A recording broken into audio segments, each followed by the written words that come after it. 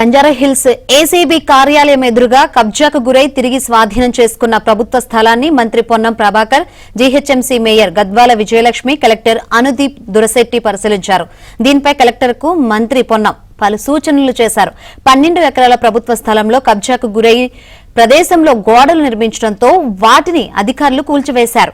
ఈ ప్రదేశాన్ని ప్రజలకు ఉపయోగపడే విధంగా ముఖ్యమంత్రి రేవంత్ రెడ్డి నిర్ణయం తీసుకున్నారని ఆయన చెప్పారు. ప్రభుత్వ స్థలాన్ని కాపాడిన కలెక్టర్, ఆర్డీఓ, ఎంఆర్ఓకు మంత్రి పొన్నం అభినందనలు తెలిపారు.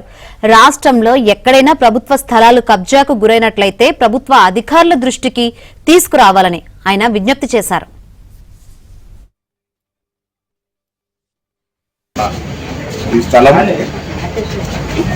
అనాథరైతులుగా కబ్జాలో ఉండడంతో రెవెన్యూ అధికారి, జిల్లా కలెక్టర్ గారు, ఆర్డీఓ, ఎంఆర్ఓ సిబ్బంది అంతా కూడా దీనికి సంబంధించినటువంటి కంప్లీట్ గా రికార్డుల ఆధారంగా దీన్ని రెవెన్యూ ఆధీనంలో తీసుకోవడం జరిగింది.